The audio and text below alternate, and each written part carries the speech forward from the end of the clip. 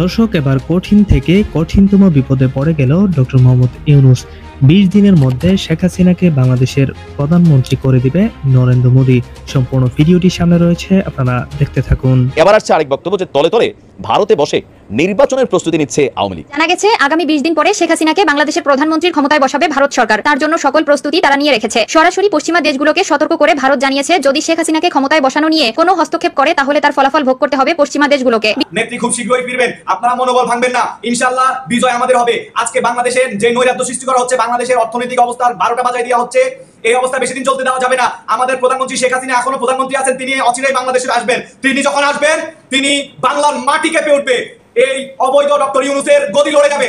তিনি আসার সাথে সাথে এরা সবাই পালাতে বাধ্য হবে। সেনাপ্রধান জেনারেল ওয়াকারুজ্জামান সংস্কারের মধ্য দিয়ে 18 মাসের মধ্যে নির্বাচন দেখার যে প্রত্যাশার কথা বলেছেন, তাতে আশা দেখতে পাচ্ছেন ক্ষমতাচ্যুত প্রধানমন্ত্রী শেখ হাসিনার ছেলে সজীব ওয়াজিদ। প্রিয় দর্শক শ্রোতা, আসসালামু আলাইকুম। নতুন একটি নিউজ ভিডিওতে জানাচ্ছি আপনাদের স্বাগতম। এইমাত্র পাওয়া তাজা এবং গরম খবর। 20 দিনের মাথায় শেখ হাসিনা এই বাংলাদেশের প্রধানমন্ত্রী হবে এমন চ্যালেঞ্জ ছড়ে কথা বলেছে কিন্তু নরেন্দ্র মোদী। শুধু তাই নয়, প্রিয় দর্শক বন্ধুরা, ষড়যন্ত্র করেছে নরেন্দ্র মোদী, সেই সাথে সাথে রয়েছে রাষ্ট্রপতি এবং সেনাপ্রধান।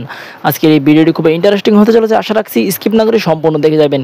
সেই সাথে গোলাম মোল্লা রনি সাহেব বলেছে, পচা শামুকে পা কেটে গেছে ডক্টর ইউনূসের বিপদ সংকেত করেছে, এমন কথা বলেছে। প্রিয় দর্শক বন্ধুরা, গোলাম মোল্লা রনি সাহেব হঠাৎ কেন এই কথাটি বলেছে, সবকিছু দেখতে পারেন বিস্তারিতের মাধ্যমে। বেশি কথা না বলে আপনাদের বিস্তারিত ভিডিওতে নিয়ে যাব। বিস্তারিত ভিডিওটি দেখার আগে একটা রিকোয়েস্ট, যারা এরকম নিউজ ভিডিও পেতে পছন্দ করেন তারা অবশ্যই চ্যানেল সাবস্ক্রাইব করে আমাদের সাথেই থাকবেন। প্রিয় দর্শক বন্ধুরা, চলুন তাহলে এই ভিডিওতে একটি লাইক দিয়ে বিস্তারিত ভিডিওগুলো মোবাইলের স্ক্রিন থেকে ধারাবাহিকভাবে একের পর এক দেখে আসি। আছে কাঁঠাল গোফে তেল, নাকি আসলেই দিবা স্বপ্ন, নাকি আসলেই অরিজিনালি তলে তলে কোনো রকম ইশারা ইঙ্গিত আছে? আর এই জিনিসটা কিছুটা আমার কাছে মনে হয় যে বিএনপি, জামায়াত ইসলাম বা অন্যান্য যে দলগুলো আছেন, আপনি দেখবেন যে সবাই একটা জিনিসে ভয় পায়। এই ভয়টা হচ্ছে কি, যে সত্যি কি শেখ হাসিনা বাংলাদেশে ফিরবে কিনা। এর মাঝখানে সজীব ওয়াজেদ জয় তিনি বক্তব্য দিচ্ছেন যে মা ফিরবে, জেল টেল যাই হবে এটা তিনি বরণ করতে প্রস্তুত। এই কথাগুলার একটা লিঙ্কা পয়সা আজকের এই নিউজে কানেক্ট হলো। প্রথম সারি গণমাধ্যম কালবেলা তারা যে নিউজটা করছে, হেডলাইনটা সুন্দর দিছে, তলে তলে তলে তলে কি করছে ভারত বসে শেখ হাসিনা। দর্শক, এখানে যতগুলা কি বলে যে তথ্য আসছে, বিশাল একটা ফিচার। সেই ফিচারকে আমরা যদি শর্টলি বলি যে 5ই আগস্টের পর আওয়ামী লীগ অনেকটাই হাওয়া হয়ে গিয়েছিল, তবে আবারও সরব হতে শুরু করছে দলটির বিভিন্ন স্তরে থাকা নেতারা। অজ্ঞাত স্থান থেকে বিভিন্ন রকম বক্তব্য দিচ্ছেন দলীয় নেতাকর্মীদের চাঙ্গা করার জন্য, আবার আইনি সহযোগিতার জন্য, কোথায় বিচার দিতে হবে, কিভাবে কি করতে হবে, এই ধরনের বক্তব্য বিভিন্ন সময় দিচ্ছেন। আবার শেখ হাসিনার কিছু ফোন রেকর্ডও ইচ্ছাকৃত হোক অনিচ্ছাকৃত হোক ছড়িয়ে পড়ছে, যেন নেতাকর্মীরা মনোবল না হারান। এবার আসছে আরেক বক্তব্য যে তলে তলে ভারতে বসে নির্বাচনের প্রস্তুতি নিচ্ছে আওয়ামী লীগ। একটা কোয়েশ্চেন মার্ক। এখন কেন এই কথাটা আসছে আমি বলি।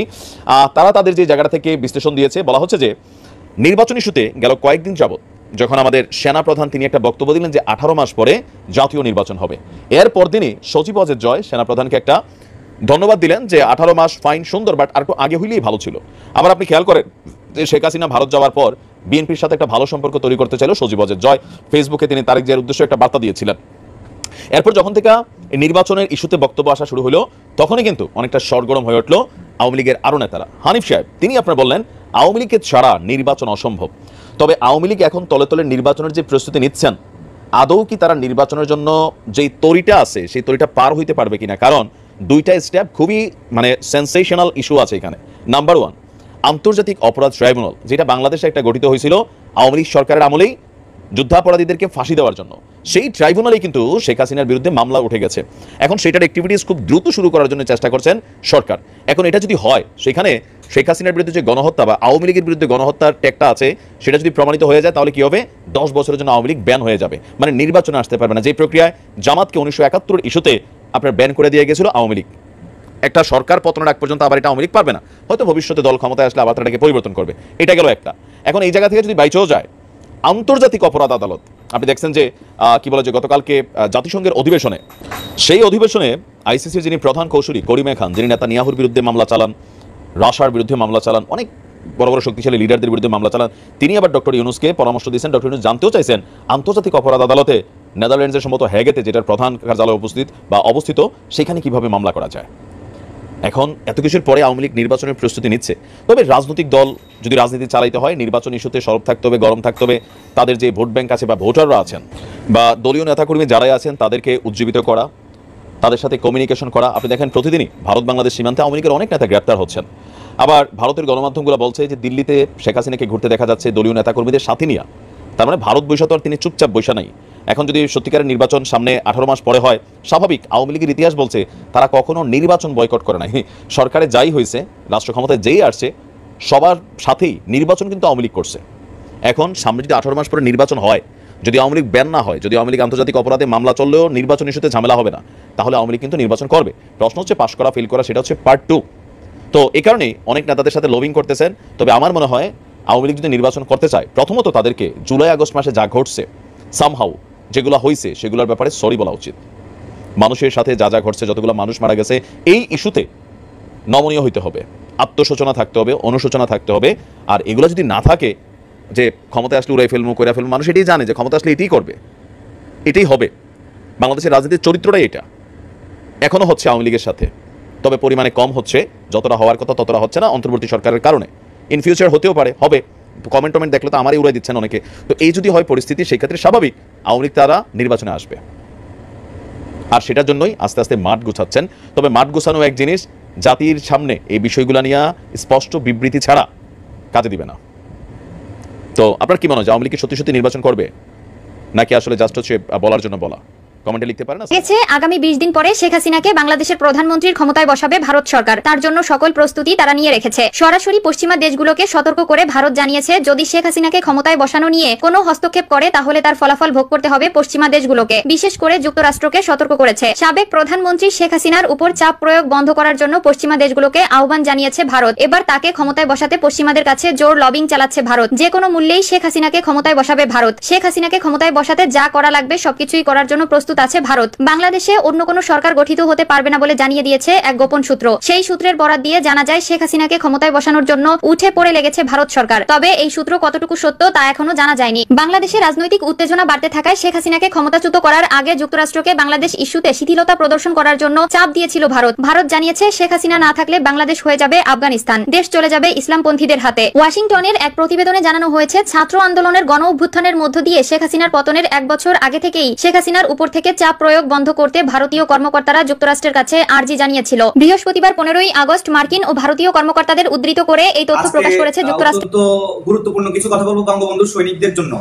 আজকে বঙ্গবন্ধু সৈনিকেরা আপনারা মাথায় রাখতে হবে যে বর্তমানে যে সিচুয়েশন হয়ে গেছে বাংলাদেশে, যে বঙ্গবন্ধু সৈনিকদের বা আওয়ামী লীগের নেতা কর্মীদেরকে বিভিন্ন রকমের মামলা দিয়ে হয়রানি করা হচ্ছে, তাদের বাড়িঘর লুটপাট, আগুন দিয়ে জ্বালিয়ে দিচ্ছে, তাদের ব্যবসা প্রতিষ্ঠান লুটপাট করে আগুন দিয়ে জ্বালিয়ে দিচ্ছে। এই অবস্থায় বঙ্গবন্ধু সৈনিক যারা আছেন এরা অতিষ্ঠ হয়ে যাচ্ছেন, এরা দেউলিয়ার মতো হয়ে গেছে। অনেকেই এলাকায় থাকতে পারছেন না, তাদের বিভিন্ন রকমের নিপীড়নের কারণে তারা তাদের এলাকা ছেড়ে অন্যত্র আশ্রয় নিতে বাধ্য হয়েছে। তো এখন তাদের ব্যবসা প্রতিষ্ঠান, তাদের ঘর বাড়ি ছেড়ে এখন তাদের অন্যত্র আশ্রয় নিতে হয়েছে। এই অবস্থায় তাদের এখন অর্থ সংকট চলতেছে, তারা মানবতার জীবন যাপন করতে বাধ্য হচ্ছে। তো আমি যারা বঙ্গবন্ধু সৈনিকদের মধ্যে যারা একটু বিত্তশালী আছেন বা অর্থবান, সবাই প্রতি আমার বিনীত হাত জোর করে বলতেছি, আপনারা প্লিজ আপনারা বঙ্গবন্ধু সৈনিকদের পাশে দাঁড়ান। যারা বিপদগ্রস্ত আছে তাদেরকে আপনার সামর্থ্য অনুযায়ী টাকা পয়সা দিয়ে সহযোগিতা করুন, এবং যে সমস্ত হিন্দু ভাই বোনদের ঘর বাড়ি আগুন দেওয়া পোড়ানো হয়েছে, যাদের ব্যবসা প্রতিষ্ঠান লুটপাট করছে, তাদেরকেও আপনারা সহযোগিতা করবেন। এই অবস্থা চলতে দেওয়া যায় না। নেত্রী খুব শীঘ্রই ফিরবেন, আপনারা মনোবল ভাঙবেন না, ইনশাআল্লাহ বিজয় আমাদের হবে। আজকে বাংলাদেশের যে নৈরাজ্য সৃষ্টি করা হচ্ছে, বাংলাদেশের অর্থনৈতিক অবস্থার 12টা বাজায় দেওয়া হচ্ছে, এই অবস্থা বেশি দিন চলতে দেওয়া যাবে না। আমাদের প্রধানমন্ত্রী শেখ হাসিনা এখনো প্রধানমন্ত্রী আছেন, তিনি অচিরেই বাংলাদেশে আসবেন। তিনি যখন আসবেন, তিনি বাংলার মাটি কেঁপে উঠবে। এই অবৈধ ডক্টর ইউনূসের গদি লড়ে যাবে। তিনি আসার সাথে সাথে এরা সবাই পালাতে বাধ্য হবে। আপনারা মনোবল হারাবেন না। আজকে যারা নিপীড়িত হচ্ছেন, যাদেরকে ঘরবাড়ি জ্বালাচ্ছে, আপনারা ভিডিও করে সোশ্যাল মিডিয়াতে আপলোড করবেন। তাদের এই অবস্থায় ভেঙে পড়লে চলবে না। 71-এ আমরা যুদ্ধ করেছি, আমরা বিভিন্ন সময় বাংলাদেশ আওয়ামী লীগের নেতৃত্বে বাংলাদেশে বড় বড় আন্দোলন সংগঠিত হয়েছে। বাংলাদেশ আওয়ামী লীগকে কেউ দাবায় রাখতে পারবে না। বাংলাদেশ আওয়ামী লীগ কোনো ধুলাবালি না যে আমাদেরকে ফুদিয়ে উড়াই দিবে। বাংলাদেশ আওয়ামী লীগ হচ্ছে হিমালয় পাহাড়, সাইক্লোন আসলো এক চুলো আমাদেরকে সরাইতে পারবে না ইনশাআল্লাহ। আজকে যারা আজে বাজে কথা বলছেন, 1 মাস পর বা 2 মাস পর বা 6 মাস পর এদের অস্তিত্ব খুঁজে পাওয়া যাবে না বাংলাদেশে। এরা সবাই দেশ ছেড়ে পালাবে। এই সমন্বয়ক যারা নেতা আছেন এবং ডক্টর ইউনূস এবং তাদের দোসর যারা আছেন, এদের সবার পাসপোর্ট রেডি আছে। এরা সবাই ভিসা লাগায় রাখছে, যে সমস্ত দেশের দালালি করতেছে এরা কিন্তু বাংলাদেশে বেশি দিন থাকবে না, এদের ভিসা রেডি আছে। আপনারা মনোবল ভাঙবেন না। মনে রাখবেন, আমরা যদি মরার জন্য, দেশের জন্য, দেশ বাঁচানোর জন্য আমরা যদি সবাই এক হয়ে প্রতিবাদ করি, আমাদেরকে মারতে পারবে না। কিন্তু আমরা যদি বাঁচার জন্য এদিক ওদিক ছুটাছুটি করি, আমরা সবাই মরে যেতে হবে। আমরা ন্যায়ের পক্ষে লড়ে যাব, সংগ্রাম করবো ইনশাআল্লাহ। দেশকে বাঁচানোর সংগ্রাম, সবাই একসাথে আবারও যুদ্ধ হবে ন্যায়ের পক্ষে, আবারও স্বাধীন হবে বাংলাদেশ রাজাকারদের বিরুদ্ধে। ইনশাআল্লাহ আমরাই বিজয় অর্জন করব। জয় বাংলা, জয় বঙ্গবন্ধু, বাংলাদেশ চিরদিন হোক। আওয়ামী লীগের অংশগ্রহণ ছাড়া অর্থবহ সংস্কার এবং নির্বাচন অসম্ভব। বার্তা সংস্থা রয়টার্সকে এমন বক্তব্য দিয়েছেন ক্ষমতাচ্যুত প্রধানমন্ত্রী শেখ হাসিনা। কোনো রকম ভূমিকা না রেখে প্রথমে বলে নেই, বর্তমান ডক্টর মোহাম্মদ ইউনূসের যে সরকার, সেই সরকার যে কাজ কর্ম করছেন তার ব্যাপারে জনগণ ক্রমেই অধৈর্য হয়ে পড়েছে, হতাশ হয়ে পড়েছে এবং এই সরকারের প্রতি বিশ্বাস এবং আস্থা স্থাপন করার একটি নমুনাও এখন পর্যন্ত আমরা দেখতে পাইনি।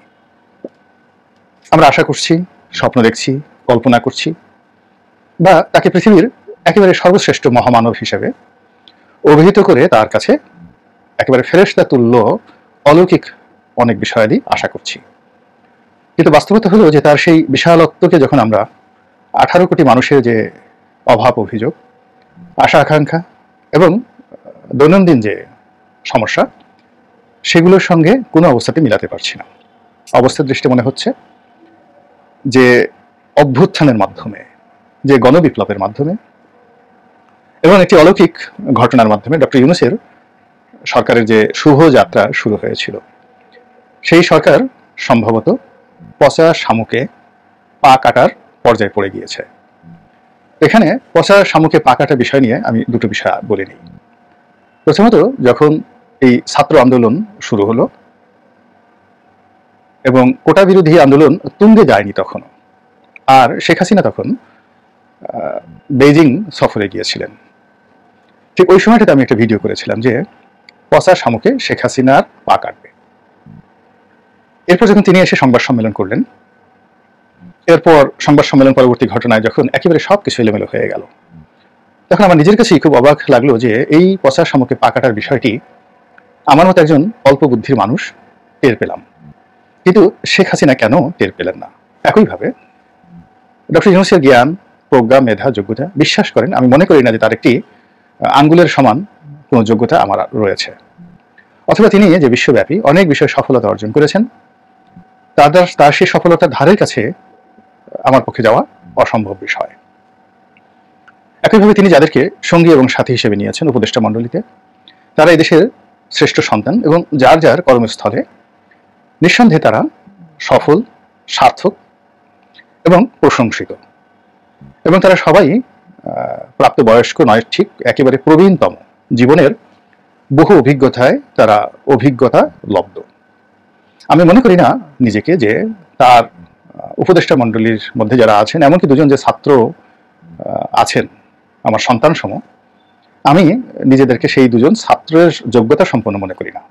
এর কারণ হলো ওই দুজন ছাত্র এই আন্দোলনের সময়টিতে যে সাহস দেখিয়েছেন, ধৈর্য দেখিয়েছেন, ওটা আমার পক্ষে সম্ভব ছিল না। এনিওয়ে, বক্তব্যটা হলো যে আমি এই বাইরে থেকে এত কম যোগ্যতা নিয়ে, এত অল্প বুদ্ধি নিয়ে আমি যে সমস্যাগুলো বুঝতে পারছি, এবং এই সমস্যা যেহেতু আমি বুঝতে পারছি, সেই কারণে আমার মন মস্তিষ্কে এগুলো সমাধানের ব্যাপারে অনেকগুলো অটো সাজেশন চলে আসে। তো সেই জিনিসটি আমার সে সহস্র গুণ, লক্ষ গুণ, শতগুণ অভিজ্ঞতা সম্পন্ন, যোগ্যতা সম্পন্ন ডক্টর মোহাম্মদ ইউনূস এবং তার সঙ্গী সাথীরা কেন বুঝতে পারছেন না, এবং বুঝতে না পারার কারণে কি হচ্ছে, তাদের যে ক্ষমতার ফুল সজ্জা, বাসর রাত, এটা খুব দ্রুত শেষ হয়ে যাচ্ছে। এখন পচা শামুক বলতে কি বোঝায়? বাংলা ব্যাকরণ এবং প্রবাদ অথবা প্রবচন, এখানে পচা শামুক বলতে বোঝায় এমন বিপদ যেটিকে আপনি কখনো বিপদ মনে করেন না। দ্বিতীয়ত, যেহেতু আপনি এটিকে বিপদ মনে করেন না, সেহেতু সেই বিপদটিকে উপেক্ষা করার জন্য, তাচ্ছিল্য করার জন্য আপনার শরীর এবং মন প্রস্তুত থাকে, এবং আপনি সেই বিপদগুলোকে ইগনোর করে আপনি আপনার আপন গতিতে এগিয়ে যান। পচা শামুক বলতে আমরা যা বুঝি সেটি হলো যে শামুকের যে খণ্ডিত অংশ, গ্রাম বাংলা আমরা যারা আছি দেখবেন যে শামুক মরে যায়, তার খোলসটি ভেঙে চুরে চুরমার হয়ে মাটির মধ্যে থেকে যায়। তো আমরা ছোটকালে যারা শিশু কিশোর ছিলাম, এমনকি যারা বয়স্ক মানুষ, তারা গ্রামে বেশিরভাগ সময় খালি পায়ে হাঁটেন এই মাটির মধ্যে দিয়ে, যেখানে অসংখ্য এরকম মরে যাওয়া পচা শামুকের যে খোলস, তার খণ্ডিত ভগ্নাংশ এই মাটির মধ্যে লুকায়িত থাকে।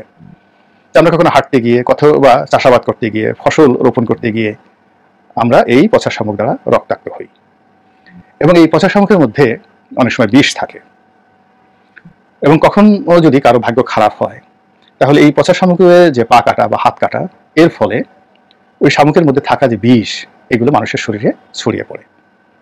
অনেকের অঙ্গ প্রত্যঙ্গে পছন্দ হয়, অনেকের অঙ্গ প্রত্যঙ্গ কেটে ফেলতে হয়, কিংবা অনেকের বিষ মানুষের শরীরে এমনভাবে ছড়িয়ে পড়ে যে ওই পচা শামুকের বিষের কারণে বা বিষক্রিয়ায় সে মানুষটি মারা যায়।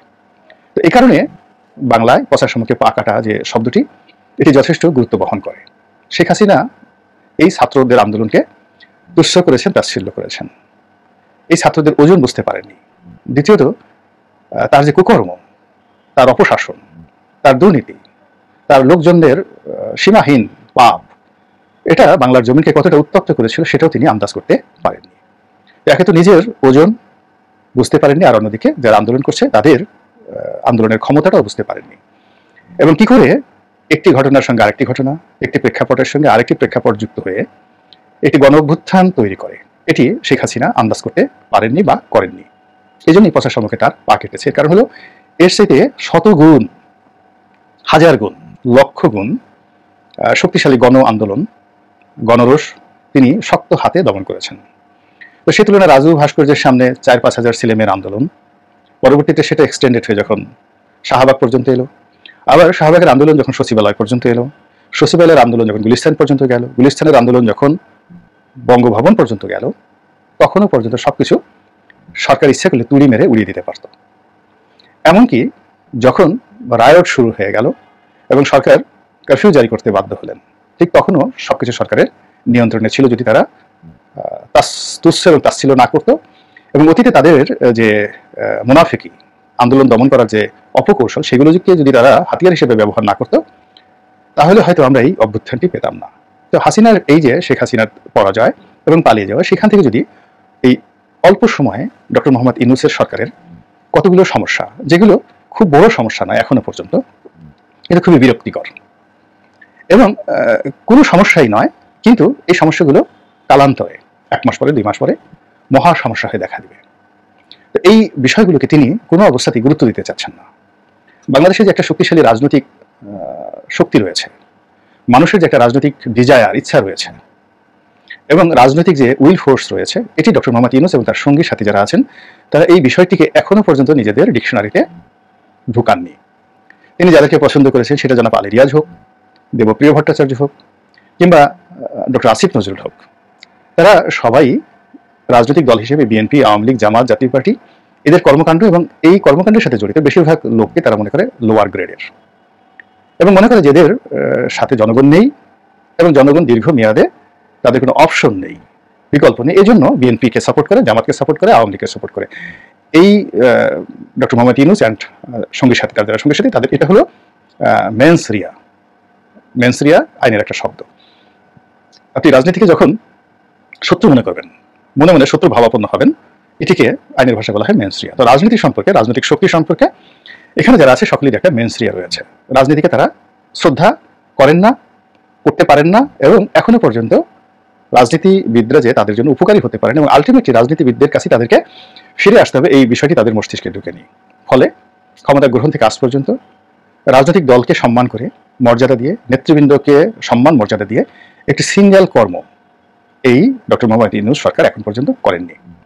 তাদের উচিত ছিল বেগম জিয়ার সঙ্গে দেখা করা, তারেক রহমান সাহেবের সঙ্গে কথা বলা, জামাতের আমিরের কার্যালয়ে গিয়ে দেখা করা, এমনকি আওয়ামী লীগের যে সকল ভালো ভালো নেতা রয়েছেন যাদের বিরুদ্ধে কোনো অভিযোগ নেই, তাদেরকে ডাকা এবং সাহস নিয়ে। সেটা না কাজ করে তারা কি করলেন, ক্ষমতা তাদেরকে বসিয়েছে ছাত্ররা এবং জনতা। জনতা কথাটা বলতে ইনফিনিট, এটার কোনো সীমা পরিসীমা নেই এবং এটার কোনো সমাপ্তি নেই, কিন্তু ছাত্ররা তাদেরকে বসিয়েছেন এবং ছাত্ররা বলতে এই আন্দোলনরত ছাত্ররা, মানে ছাত্রলীগের ছাত্র নয়, শিবিরের ছাত্র নয়, বা ছাত্রদলের ছাত্র নয়। এই মানসিক অবস্থার কারণে রাজনৈতিক দলগুলোর মধ্যে এই অল্প সময়ের মধ্যে যে বিভেদ তৈরি হয়েছে, এটি বাড়তে থাকবে এবং এই বিভেদ এখন আর দূর করা সম্ভব নয়। এবং এই বিভেদের ফলে রাজনৈতিক দলগুলোর যে শক্তিমত্তা, তাদের যে সাংগঠনিক ক্ষমতা, যা কিছু হোক না কেন, এগুলোই ইউনূস সরকারের বিরুদ্ধে ক্রমাগতভাবে যাবে এবং ডক্টর ইউনূসকে এর পরিণতি ভোগ না করে তিনি সেখান থেকে যেতে পারবেন না। অথচ তিনি যে স্বর্ণালী সুযোগ পেয়েছিলেন, সমস্ত রাজনৈতিক দল যেভাবে তাকে সমর্থন দিয়েছিল, যেভাবে তার প্রতি আগ্রহ দেখিয়েছিল, শ্রদ্ধা পোষণ করেছিল, এটি বিস্ময়কর। এরকম সৌভাগ্য শতবর্ষে, মানে প্রতি 100 বছরে কোনো নায়ক মহানায়কের জীবনে ঘটে না। যেটি এইবার ডক্টর ইউনূসের ক্ষমতা গ্রহণের সময় বাংলাদেশের একটা সিঙ্গেল লোক এর বিরোধিতা করেনি, উনি এটি কাজে লাগাতে পারেননি। 2 নম্বরে আমার কাছে যেটা মনে হচ্ছে যে তিনি শাসন করার জন্য সঙ্গী হিসাবে এমন লোকদেরকে বেছে নিয়েছেন যাদের কারোরই শাসন করার অভিজ্ঞতা নেই, এবং তারা প্রচলিত যে আমাদের দেশের যে মন মানসিকতা, সেই মন মানসিকতা অনুযায়ী যে শাসন করবেন, পরিচালনা করবেন, ম্যানেজ করবেন, এই ব্যাপারে অভ্যস্ত নয়। তারপর বিশেষ করে তিনি সমন্বয়কদের মধ্যে বেশ কয়েকজনকে মন্ত্রী পরিষদে মানে উপদেষ্টা মণ্ডলীতে নিয়েছেন, অনেকের কাছে নিয়েছেন, অনেকের সঙ্গে সৌহার্দ্যতাপূর্ণ সম্পর্ক রক্ষা করতে গিয়ে এই রাষ্ট্রের দীর্ঘদিনের যারা পরিচালক এবং আগামীতে যারা পরিচালক হবেন তাদেরকে তিনি রীতিমতো অপমান করেছেন, এবং সেই অপমান করেই চলেছেন। এবং এখনো পর্যন্ত তিনি বুঝতে পারছেন না যে বিএনপির মির্জা ফখরুল সাহেবের আত্মমর্যাদাবোধের জায়গাটা কোথায়, গয়েশ্বর বাবুর আত্মমর্যাদা কোথায়, গোলাম পারওয়ার সাহেব জামাতের, শফিকুর রহমান সাহেবের আত্মমর্যাদার স্থানটি কোথায়, কিংবা ধরুন আওয়ামী লীগের 10 জন লোক, আমি যাদেরকে আপনি এই মুহূর্তে যদি বাংলাদেশের মনে করেন, সোহেল তাজকে চিন্তা করতে পারেন, সাবেক স্বরাষ্ট্রমন্ত্রী রফিকুল ইসলাম সাহেব বীরুত্তম, মেজর রফিকুল ইসলাম বীরুত্তম, তার কথা চিন্তা করতে পারেন। এরকম যে আব্দুল মান্নান সাহেবকে ধরা হলো, গ্রেপ্তার করা হলো, সুনামগঞ্জের সাবেক এমপি মন্ত্রী, তার কথা চিন্তা করতে পারেন। এরকম অসংখ্য লোক রয়েছেন যাদের সম্পর্কে একটি ন্যূনতম নেতিবাচক শব্দ কেউ উচ্চারণ করতে পারবে না, এরকম অনেক লোক আছেন। তো এই মানুষগুলো একটা পরিবর্তিত পরিস্থিতি, আওয়ামী লীগের লক্ষ লক্ষ মানুষ কিন্তু চেয়েছে শেখ হাসিনার পতন হোক, পরিবর্তন আসুক, সালমান এফ রহমানরা চলে যায়, কিন্তু তাদেরকে তো আপনার একটা স্পেস করে দিতে হবে। এই জায়গাটি ডক্টর মোহাম্মদ ইউনূস হাত দিতে পারেননি, অথচ ওনার যেখানে হাত দেওয়ার দরকার এটা সে প্রথম দিনই দিয়েছেন। উনি যখন ফ্রান্সে বাংলাদেশে আসেননি, সরকারের শপথ গ্রহণ করেননি, তার আগেই গ্রামীণ ব্যাংকের সামনে সাইনবোর্ড টানানো হয়ে গেছে, লোকজন গ্রামীণ ব্যাংক ভবনের দখল নিয়ে নিয়েছে। এই কাজগুলো করতে তো তার দেরি হয়নি, তার লোকজনের দেরি হয়নি, কিন্তু বেগম জিয়ার সঙ্গে দেখা করতে হবে, কৃতজ্ঞতা প্রকাশ করতে হবে, ধন্যবাদ দিতে হবে, এটা দেরি হলো কেন? এটাই হলো পচা শামুক। তো তিনি এই যে প্রথম যেটা বললাম রাজনৈতিক বিষয়াদি নিয়ে তার যে চিন্তা চেতনা, দ্বিতীয়ত এই তরুণদেরকে সামনে এগিয়ে এনে তিনি প্রবীণদেরকে ব্যবহার করছেন। 3 নম্বরে হলো যে তার কোনো সার্কিট ব্রেকার নেই, মানে তিনি যে কর্মকাণ্ডগুলো করেছেন বা করে চলেছেন এটার কোনো সীমা নাই, পরিসীমা নেই, শাস্তির ব্যবস্থা নেই। তিনি এই যে তরুণদের অনেক ভুল হচ্ছে, ভ্রান্তি হচ্ছে, সমন্বয়কদের, তাদেরকে তিনি নিয়ন্ত্রণ করতে পারছেন না, তাদের উপর প্রভাব বিস্তার করতে পারছেন না, এবং তাদের ভুল হলে, অন্যায় হলে তাদেরকে শাস্তি দেওয়ার মতো সাহস তিনি এখন অর্জন করতে পারছেন না। এটা পচা শামুকে পা কাটার মতো অবস্থা সৃষ্টি করবে তার জন্য। এরপর তিনি তার কর্মপরিধি, এই কর্মপরিধি তিনি এখনো ঠিক করতে করেননি। তার ধারণা যে তিনি বিশ্বজয়ী মানুষ, বিশ্ব যাকে বলা হয় প্রশংসিত মানুষ, সারা দুনিয়ার মানুষ ভালোবাসে, বাংলাদেশের মানুষও তাকে ভালোবাসবে। শেখ হাসিনাকে তাড়িয়ে তাকে যে মানুষ বুকে নিয়ে রেখেছে, সারা জীবন তাকে মাথায় করে মানুষ নাচবে। বিশ্বাস করেন, জাস্ট ওয়েট 2 days, 2 week, আজ থেকে 2 সপ্তাহ পর্যন্ত আপনি দেখেন যে উনার ইমেজটা কোথায় চলে যায়। আজ থেকে উনি জাতিসংঘ থেকে ফেরত আসুক, তারপর আপনি দেখবেন। তো এই জায়গাগুলোতে তার একটা কর্মপন্থা নির্ধারণ করা, টাইম লাইন দেওয়া, টাইম ফ্রেম দেওয়া, অধিক্ষেত্র তৈরি করা, এটাকে তিনি মনে করছেন না। তিনি শেখ মুজিবুর রহমান বঙ্গবন্ধু যখন বাংলাদেশে এসেছিলেন, পুরো বাংলাদেশটাকে তার মনে হয়েছিল, ডক্টর মোহাম্মদ ইউনূসের তাই মনে হচ্ছে। একেবারে সবার শেষে যেটা তাকে ধরেছে যে রোগ, সেই রোগ হলো তিনি মনে করছেন যে জো বাইডেন, আমেরিকা, পশ্চিমারা তাকে রক্ষা করবেন। বাস্তবতা হলো তিনি শেখ হাসিনার কবলে পড়ে যদি ফাঁসিতে ঝুলে পড়তেন। প্রিয় দেশবাসী, শুরু থেকে শেষ পর্যন্ত যারা এই ভিডিওটি দেখেছেন সকলকে জানাই অসংখ্য অসংখ্য ধন্যবাদ।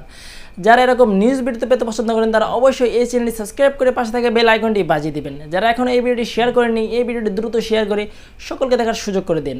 আজকের মতন এই পর্যন্ত, দেখা হচ্ছে পরবর্তী কোনো ভিডিও নিয়ে ইনশাল্লাহ।